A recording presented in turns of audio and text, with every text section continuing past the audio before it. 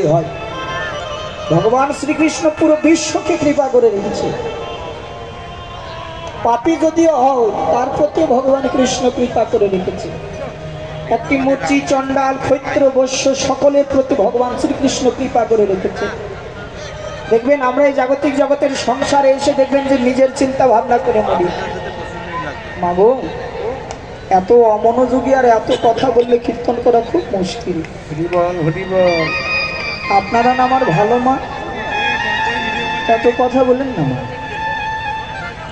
দেখবেন আমরা এই জাগতিক জগতে এসে যে চিন্তা করি যে আমরা কি খেয়ে বেঁচে থাকবো, কি করে আমাদের সংসার চলবে, কি করে আমাদের জীবন চলবে, দেখবেন আমাদের চাইতে আমাদের ভগবানের চিন্তা সবচাইতে বেশি।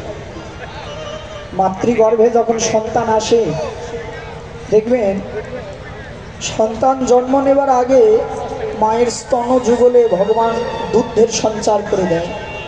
জন্ম নেওয়ার পরে পরে ভগবান নিজেই স্থির করে রেখেছে আমার শিশু, আমার ভক্ত পৃথিবী থেকে কি খেয়ে বেঁচে থাকবে। মাতৃস্তনে দুধের সঞ্চার করে দিলেন। সন্তান জন্ম নেবার পর মায়ের স্তন যুগল পান করে বড় হচ্ছে দিন ভেদ। এই ধরার ধরনীতে সবচাইতে ভগবানের চিন্তা সবচাইতে বেশি। গুরু কৃপা সবার প্রতি হয় না। গুরুদেব কৃপা করেছিলেন আমাদের রাজশাহী জেলার শ্রীল নরোত্তম দাস ঠাকুর মহাশয়কে। নাম শুনেছেন মা? খেতরি ধামের কথা গিয়েছেন? রাজশাহী জেলাতে গোদাগাড়িতে অবস্থিত শ্রীপাঠ খেতরি ধাম। নরোত্তম দাস ঠাকুর মহাশয়, যার পিতার এত সম্পত্তি, যার পিতার এত বিষয় বৈভব, সকল কিছু পরিত্যাগ করে চলে গিয়েছিল ভগবানের কাছে। গাড়ি বাড়ি টাকা বিষয় বৈভব সম্পদ যা ছিল সমস্ত কিছু পরিত্যাগ করে চলে গিয়েছিলেন গুরুচরণে।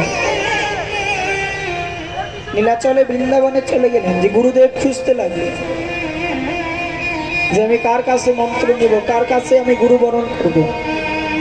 খুঁজতে খুঁজতে খুঁজতে ঠাকুর মহাশয়ের গুরুদেব শ্রীল লোকনাথ গোস্বামী, লোকনাথ গোস্বামীর কাছে গিয়ে উপস্থিত হলেন। নরোত্তম দাস ঠাকুর মহাশয়ের অন্তরে লেগে গিয়েছে যে আমি যদি মন্ত্র যদি নিতে হয়, আমার যদি গুরুবরণ যদি করতে হয়, আমি ওই লোকনাথ গোস্বামীর কাছে মন্ত্র নেব। বাবা, এই জাগতিক জগতে আজকে হয়তোবা আমি আপনার ঘরে সন্তান রূপে জন্ম নিয়েছি, আমি আপনার সন্তান, কিন্তু কর্মফল অনুযায়ী যে